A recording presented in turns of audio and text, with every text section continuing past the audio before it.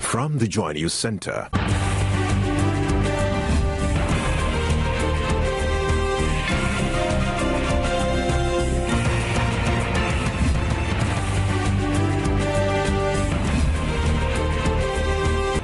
This is News at 8.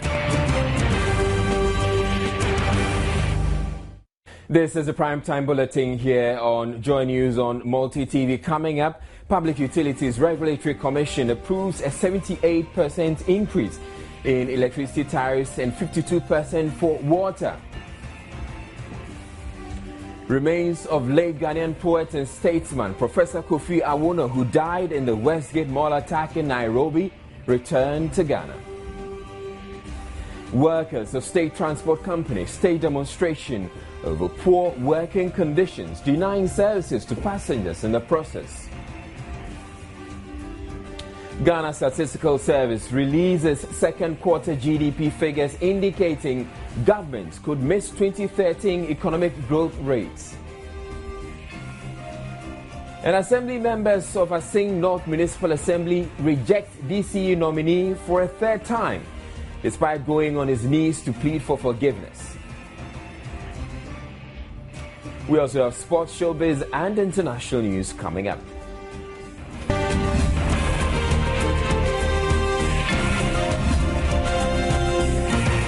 News at 8 with Israel Lai.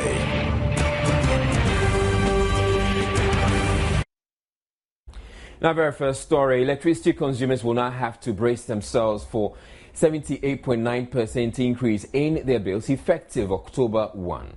The Public Utilities Regulatory Commission, which announced the new tariff, says consumers will also have to pay 52% for the water which runs through their taps. The PRC, meanwhile, says implementation of the automatic adjustment formula should ensure consumers do not have to see a hike in tariffs over the next 3 years. Residential customer class, that is those on lifeline 0 to 50 consumption, the existing tariff in Ghana pesos per kilowatt hour is 9.5, and the approved tariff is 15.675, which results in a percentage increase of 65%. Then 51 to 150, the existing is 17.5785, and then the approved tariff is 31.4479, and the increase is 78.9%. Approved water rates effective October 1, 2013. For the residential category, and those who fall in the class of 1 to 20 meter cube, you have 85.26 as the existing tariff, and then he moves on to 129.5952, an increase of 52%. And then 20 plus, is the existing tariff is 127.81, approved tariff is 194.2712. Also an increase of 52%.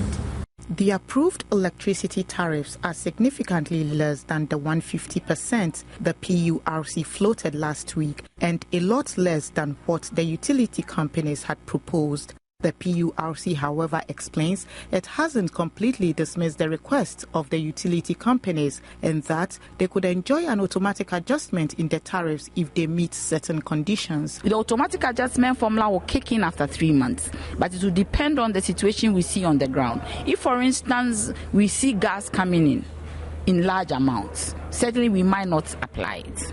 If we see that the quality of service is not up to scratch, we might not apply it. So it depends on what we see, and it is also part of the mechanism to monitor quality of service. We're not going to give them a quantum amount. We've given them what will be enough for them for operation and maintenance and what will be enough for VRA to buy crude oil. The Commission is meanwhile threatening sanctions against service providers who fail to perform. One of the key ones is to refuse them a tariff through the automatic adjustment formula. We have penalties that we give them that goes with penalty units. We are going to review our law to strengthen these penalty units. We even have some form of imprisonment. Yes, the law allows us to imprison the utility service, whoever is in charge. The water and electricity utilities providers have argued the request for over 100% increment is to enable them cover operational and maintenance costs. But the ECG's Divisional Manager for Regulatory and Governmental Affairs, Daniel Azu, says they will make do with the approved tariffs. What it really means is that we did not get what we wanted.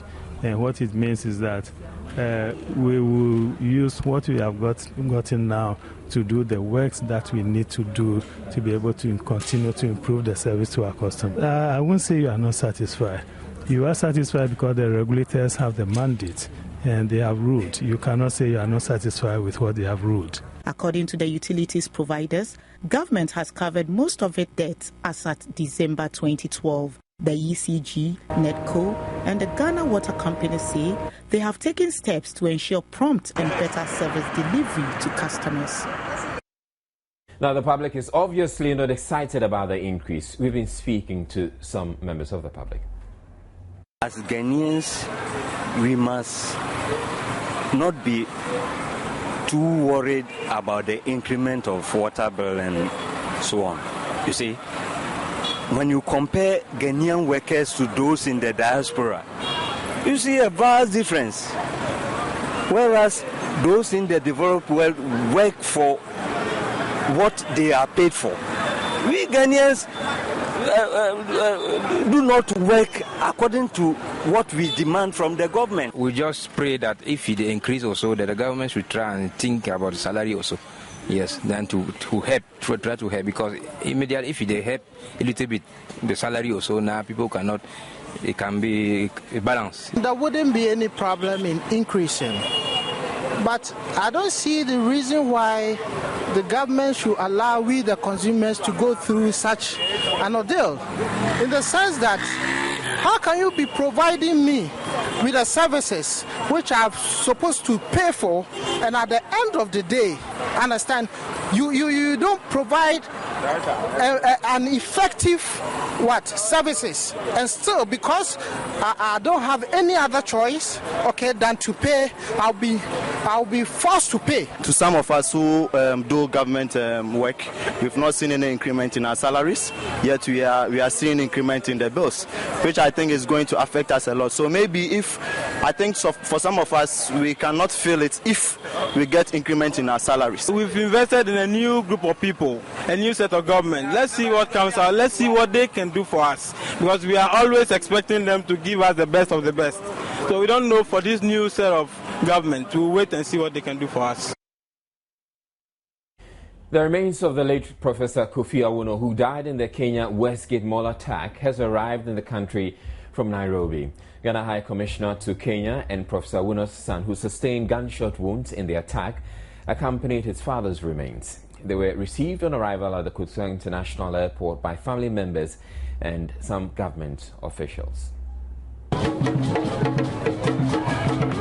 It was a tense moment for family and some government officials who had gathered at the airport awaiting the arrival of the remains of Professor Kofi Awoonor. Traditional Ewe dance and songs were on display to welcome the body.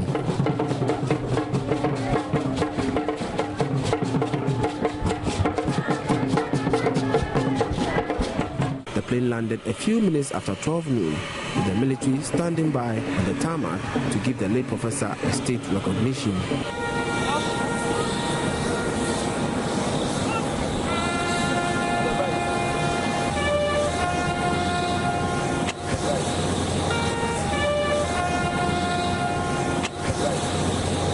It was an emotional scene when the wounded son of the late professor walked to the gathering after the plane landed.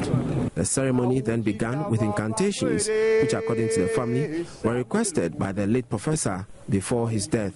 These were followed by customary and traditional rites.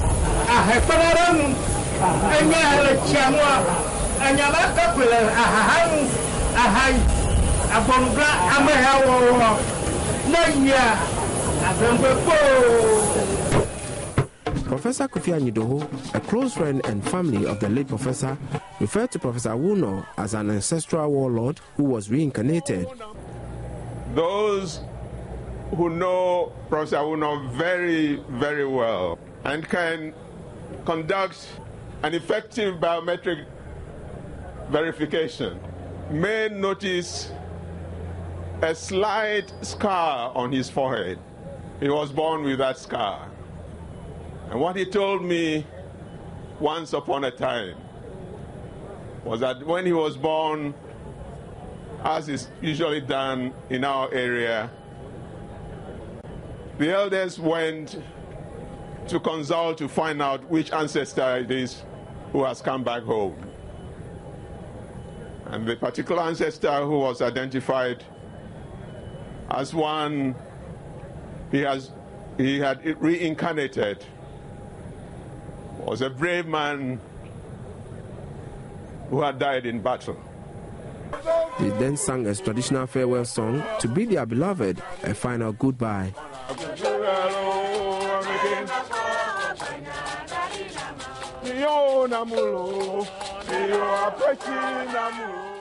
The family will hold the first funeral ceremony on Thursday, the 3rd of October, according to our traditions, after which a state event will be held on Friday, October 11, to enable members of the public to pay their last respect to Professor Kofi Awoonor.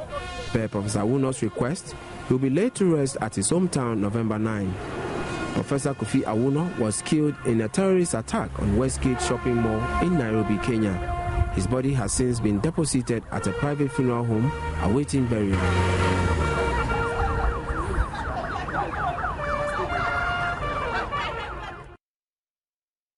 State Transport Company STC workers of the State Transport Company STC today staged a demonstration over poor working conditions, denying passengers use of their buses. According to the workers, they have not seen an increase in their salaries for the past 10 years, stating that senior drivers at the moment earn less than 300 Ghana cedis. MFA Tiamwa Eli has more. The aggrieved workers wore red bands and chanted discontentedly on the premises of the head office of the State Transport Company. According to them, they do not know who is actually in charge of STC in terms of management, and until they get the answers, they will continue to demonstrate.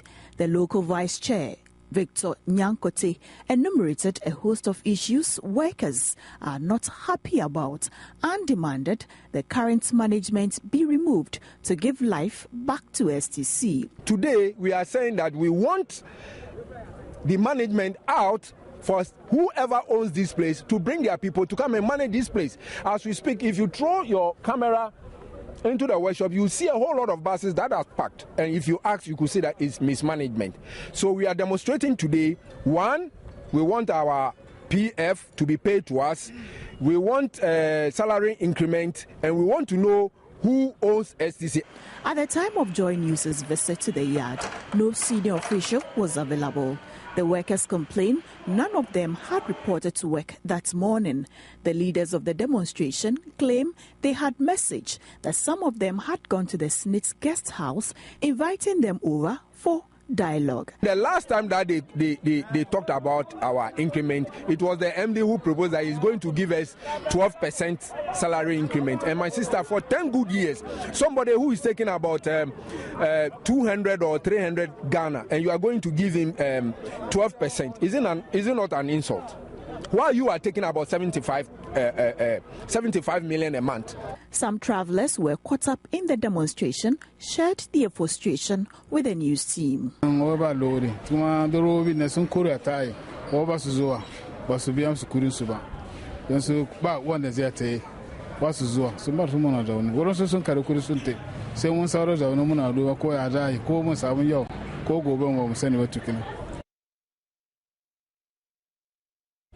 There's been flooding at Abakumadi, a community in the Trima in Wabija South constituency of the Ashanti region.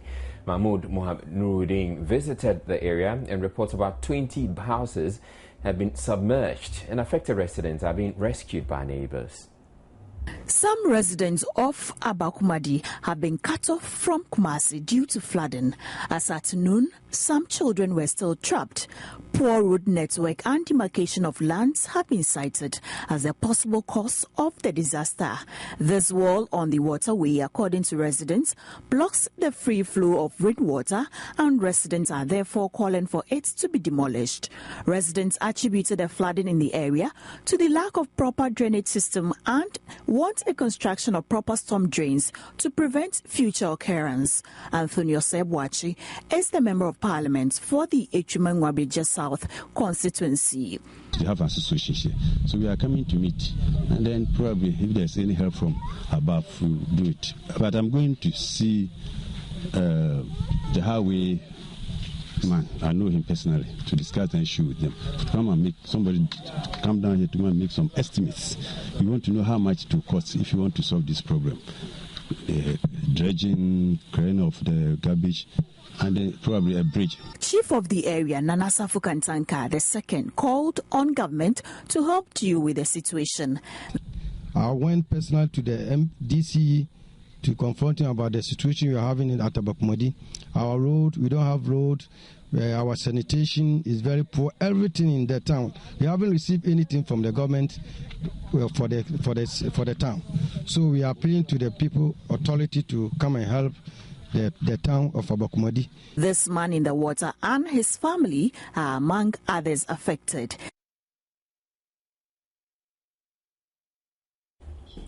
We have more news coming up. Don't go away. The Minister for Lands and Natural Resources, Alhaji Yusuf Hussaini, has affirmed government's commitment to transform the Geological Survey Department into a semi-autonomous body. Speaking at the centenary anniversary of the department, he noted the move will enable the department to mobilize the necessary revenue from the data they generate to enhance their operations. The Geological Survey Department, after its establishment in 1913, has been monitoring seismic activities, including the possibility of earthquakes, landslides or volcanoes in the country. The contribution of the department to economic development over its 100 years of existence cannot be underestimated, as they are responsible for the discovery of virtually all the mineral deposits being mined in the country, apart from the Obuasi mines. The department is meanwhile currently prospecting for crude oil in the Voltaire Basin with impressive prospects. In areas, in countries where there are no hope, they prospect for. If you don't prospect, you cannot get it. But in fact, I can say that in 1964, during our investigation, in collaboration with the Soviet Geological Survey, that's the Showbiz Geologia, a limited oil was found somewhere. We don't want to spill them in too much. It's likely that we shall get oil on the basin. Further investigation will reveal whether they are commercially viable or not. Officials say the department appreciates government for its infrastructural support of $3.5 million, along with the provision of a digital seismological observatory and a drilling vehicle which would allow them to prospect deeper to locate hydrocarbons. They, however, maintain inadequate capital and skilled human resource for the operations remain their topmost challenge. Government intends to assist and equip them with the necessary tools to do the mineral mapping of the country. One critical support that we want to give to the Geological Survey Department is to turn them into a semi-autonomous body. But they generate all the data. Even hydrocarbons in this country, they generate the primary data. But they don't share in any revenue that is generated from the sale of the data. They are not able to do any business with the data. They are not able to come out with proposals that will make them responsive, to revenue mobilization, to be able to invest in their operations. And that is why, as a first step, we have said that we are interested in turning Geological Survey Department into a semi-autonomous body. The department has meanwhile launched its centenary anniversary celebrations with the support of the German geologists who donated a rock 175 million years old to the department. It's a very, very old rock. In other news, the 2012 flag bearer of the Progressive People's Party, Dr. Papakwesi Indom, is calling on political parties not to reduce calls for reforms to the electoral process to personal attacks and name-calling, but help propose reforms that can stand the test of time and help deepen the country's democratic credentials. According to him, the country needs the institutions and structures to be working effectively for the challenges of the nation to be fixed. According to Kwesi Indum, the reforms of the various structures and the growth of institutions in the country should be the topmost priority of all political parties in the country. Dr. Indum says personal attacks on persons like the Electoral Commission chairman should cease henceforth, and urged political parties to make the necessary input to address the challenges that have been exposed in the electoral system and other institutions in the country. I'm not interested in pointing my fingers at this person or that person as being corrupt or being bad or being whatever. We must change the system, and the system involves everybody. The system involves our institutions, our politicians, our leaders. So let's face the facts and do the right things for a change. What is left is for us to have better laws and better implementation of the laws that we have, so that the atmosphere, the environment will be good. The PPP 2012 flag bearer is calling for strict enforcement on campaign financing during elections.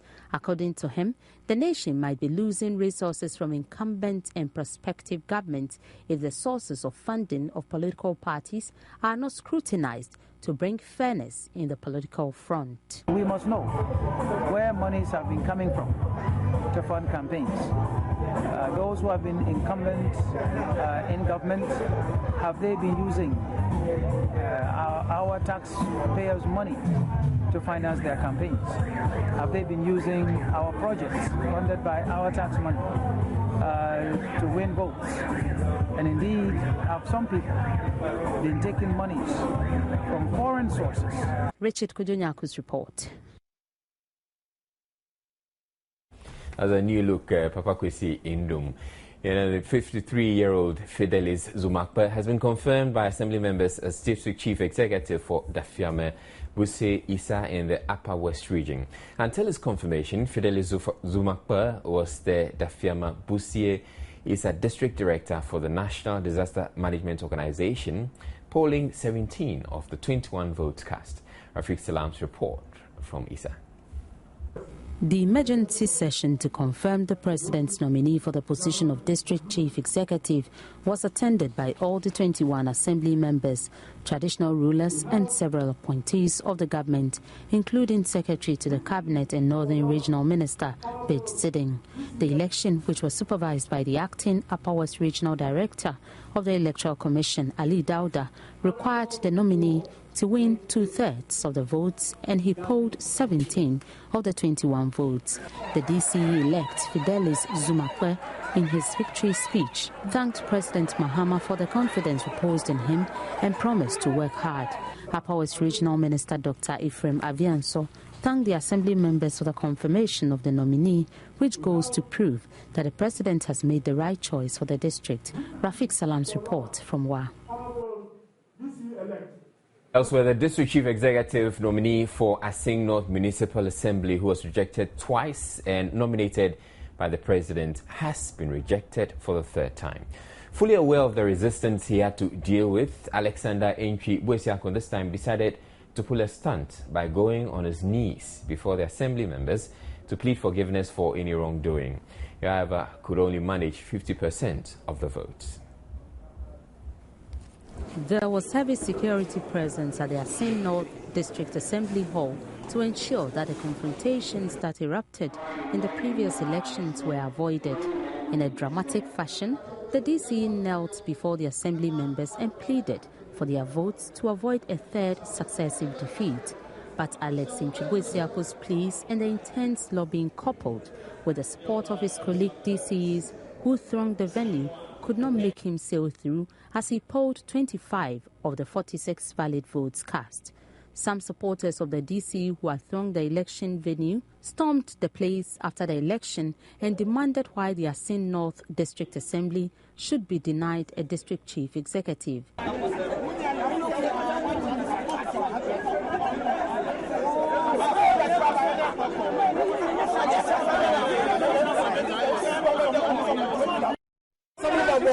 What do you mean?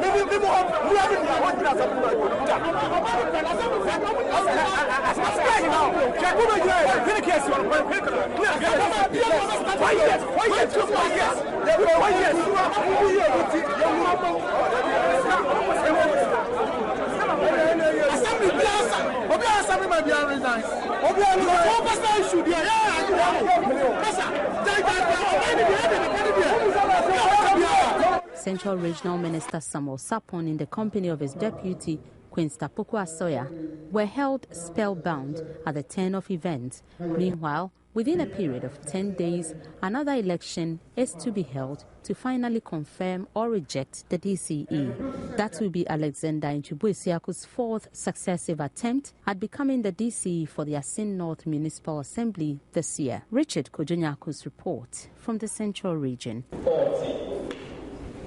The Association of Furniture Suppliers of Brunahafo has petitioned the president to intervene to ensure they get paid for supplies made to various schools in the region and the GET Fund. The association explained that its members were contracted by the Ministry of Education through the Brunahafo Regional Coordinating Council and the Architectural Engineering Services Limited 2 years ago to supply the furniture, but have since not been paid. The Association of Furniture Suppliers of Brunahafo, at a press conference at Senyani, said even though they honoured their side of the contract, several attempts to receive their payments have been unsuccessful. They wondered why the GET Fund administrator Sam Gaba, former Minister of Education Leo Kran, and others maintained that they were unaware of the contract, even though copies of the contract letter have been sent to them. The inaction on the part of the Regional Coordinating Council has continued for too long. We know other avenues as contractors to seek redress. That is why we are once again appealing to you to act before 30th September 2013 or you resort to court to seek redress. The association also accused former Brunahafo Regional Minister Kojonya Mechemafo and his deputy Eric Opoku for not taking steps to get them paid. They therefore appealed to the current Brunahafo Regional Minister Paul Evan-Seidu and other stakeholders to act by the end of September or face court action. All the furniture have been duly supplied to the schools and the certificates have been raised on some of them and sent to the GET Fund through Minister of Education, while others were blocked at the Minister of Education. Follow up on payments by our representatives on 12 quotations at the GET Fund and the Minister of Education has not yielded any fruitful result. The association stated 29 pieces of payment certificates totaling 870,000 Ghana cedis is to be settled by the GET Fund, and a total of 96 pieces of payment certificates worth about 3 million Ghana cedis also to be paid by the Ministry of Finance for work done over the past 2 years. Nesta Kafuya-Jomes reports.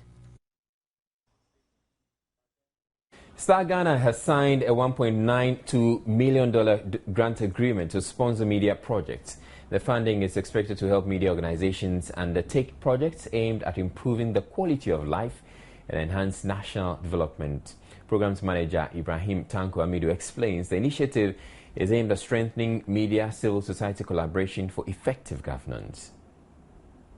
The Media Call initiative by Star Ghana is expected to provide financial and technical support to media organizations to fully undertake projects that are targeted at highlighting and addressing critical societal issues for nation building. The 14-month project, signed between Star Ghana and 21 different media organizations, is to strengthen media civil societal collaborations for greater transparency, accountability and responsiveness at all levels of governance. Project manager for Star Ghana, Ibrahim Tanko Amidu, said his outfit is committed to increasing the influence of civil society and parliament in the governance. What Star Ghana is about, to increase the influence of citizens in the way the delivery of public goods and services are governed. So what we're actually seeking to do through this call is really to provide you with the capacity and the resources to fulfill an obligation that has been imposed on you by the Constitution of this country. Chair of the Star Ghana Steering Committee, Professor Akilakpa Soya, explains the essence of the project. The purpose is to provide support to the media to work more effectively with other civil society organizations to enhance citizen advocacy for greater transparency, responsiveness, and accountability, emphasizing anti-corruption and effective public financial management. It also aims to improve media access and voice for all citizens, particularly those who are socially marginalized, the poor, as well as those who are living in the deprived areas of the country. Multimedia Ghana Limited, a beneficiary to the grant, was awarded $100,000 for a clean community project which spearheads an intensive media campaign to create a national awareness for clean communities. We want to empower the people to take control of their own sanitation situation. We want them to think about sanitation as something that is personal to them, not something that is outside. It's not a government problem or a Zoomline problem. It's a Ghana problem. Hopefully with clean communities, we'll go to 5 communities around the country. We'll do sensitization, media campaigns. We'll have forums. We'll invite stakeholders.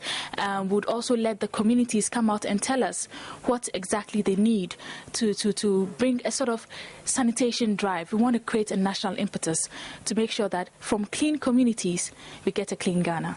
Professor Akilapa Soya stressed on the need for beneficiaries to be transparent in the execution of their projects, since they will be called upon to render accounts for their projects.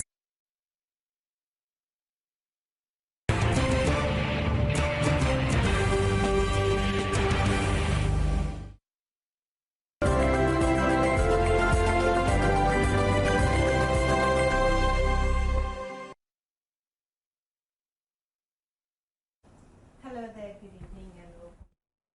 My name is Abigail Adomakoenchi. Now, economists have warned Ghana might become a highly indebted poor country HIPIC again if the increasing fiscal challenges are not accordingly addressed. They contend the economy will need a growth rate of more than 7.2% recorded in 2012 to be robust, emphasizing the need for structural transformation of the economy. I think there are a lot of people in this country not paying taxes. I mean, there's a few formal sector workers who are paying this. There are a lot of businesses in this country who are not paying. We need to identify them and let them pay. I don't believe necessarily just increasing the taxes to solve this, but we need to expand the base, and expanding the base is getting a lot of people on board so that the burden on the few is cushioned. And I haven't seen that much. There are a lot of people, a lot of businesses in the service sectors who are virtually not paying taxes, and we need to identify them and let them pay. Well, we apologize for bringing you that wrong story now. We'll bring it to you later, but for now, after just 4 years of existence, Multi TV has been awarded alongside 12 other brands as top emerging brands for the year 2013. Multi TV was the most outstanding brand in the media category for the year 2013. Chief Operations Officer Von Klaus Bakusten, who received the award on behalf of our organization, said those in the industry need to look out for Multi TV as a force to reckon with.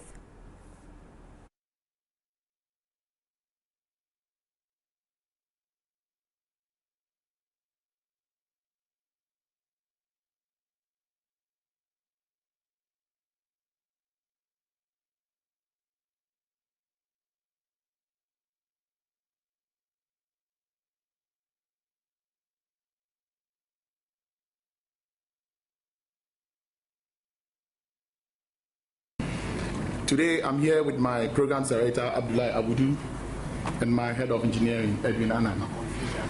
First of all, we want to thank the Almighty God for giving us this energy, the strength, and the wisdom to continue doing what we're here to do.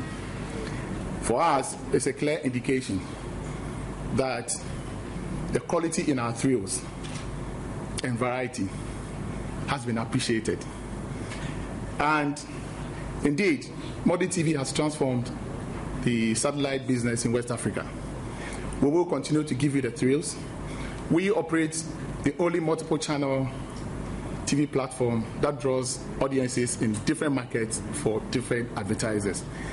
And some of the few things that differentiate us and set us apart include the quality of our people and the strong dedication to get the work done to achieve business objectives. We thank you, and I'm proud of my team. Now to our earlier story, economists have warned Ghana might become a highly indebted poor country, HIPC again, if the increase in fiscal challenges are not accordingly addressed. They contend the economy will need a growth rate of more than the 7.2% recorded in 2012 to be robust, emphasizing the need for structural transformation of the economy. The current fiscal pressures of the economy are glaring, leaving many with the fear of the country going bankrupt, with several calls to address it. The latest to add its voice is the Institute of Statistical, Social and Economic Research, Osei, whose research on the economy in 2012 reveals a budget deficit of over 8.7 million cedis, representing 12% of GDP, compared to 4.3% of GDP in 2011. For economists, the growing fiscal deficits, if not addressed, will plunge the country into a precarious situation. If we don't find clever ways of arresting these challenges with respect to our deficits, I am afraid that we will be heading towards that. If you are going to use a significant chunk of your expenditures, your revenue you generate, to be paying off the interest on your debt, okay, what it means is that you have very little fiscal space to do the kinds of investments which will actually spur growth. Okay, last year we paid arrears close to 20% of our discretionary spending. That is huge. That is money that could have done significantly a lot of investments, productivity enhancing type investments. For them, modernizing the agricultural sector to become part of industry will help create jobs and ensure economic growth. For transformation, then we want to see agriculture being modernized. What they're thinking is that you move from, as you transform your economy, you move from agriculture into industry.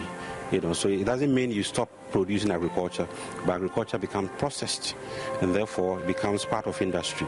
So industrial production, industrial share improves.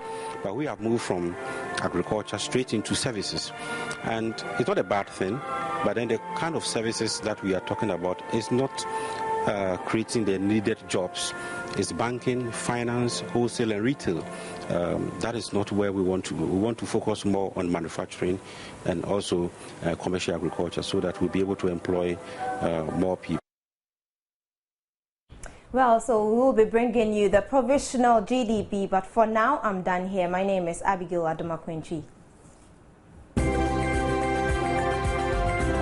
Joy News Business was brought to you in association.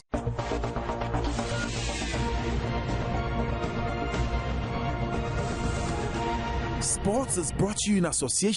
Time for the very latest in the world of sports. My name is George Adejuni. Now, the Ghana FA president, Kwesi Nyantichi, says the Black Stars technical team is currently monitoring veteran goalkeeper Richard Kinson for a possible call-up to the Black Stars ahead of the first leg World Cup playoff against Egypt next month. There were initial reports of Kinson's return to the Stars fold after 3-year hiatus following his inactivity at club level. But clearly, everybody is hoping and rooting for this man to join the Black Stars. It would all depend on how well he performs at his club, Doza, in Cyprus. We'll be keeping close tabs on that. Now, still with that all-important World Cup playoff, and the Egypt Football Federation have confirmed they will host the Black Stars in the reverse of the fixture in November at the 30,000 capacity stadium in the presence of their fans. They have chosen the 30,000 capacity 30 June Air Defense Stadium for the crucial match against Ghana. The two-leg tie will decide who makes it through to next year's finals in Brazil. Egypt's Minister of Sports Taher Abu Said announced the decision for the venue and confirmed that fans will be allowed to attend the game. Supporters have largely been banned from matches in Egypt since the Port Said riots at a match between Ahly and Masri that claimed the lives of more than 70 people. We can do some hockey now. The senior national hockey teams can breathe a little easier after the Africa Hockey Federation postponed the impending Hockey Africa Cup of Nations. The directive hands the Ghana Hockey Federation more time to raise the much-needed $75,000 for the continental showpiece. But why the sudden change? Security precautions had been taken even before the shooting and assured participating teams of guaranteed safety during the event that would double as the World Cup qualifier. Nigeria have already withdrawn from the competition over a lack of funds, while Ghana continue to raise the needed resources to ensure their participation in the tournament. A new tournament date will be arrived at by the African Hockey Federation in consultation with the Kenyan Hockey Union as soon as possible. Just in case you're not tuned into that Capital One game between Manchester United and Liverpool, it's Manchester United leading by 1-0. That will be all for sports tonight. My name is George Addy Jr. Israel is back with international news. Sports was brought to you in association with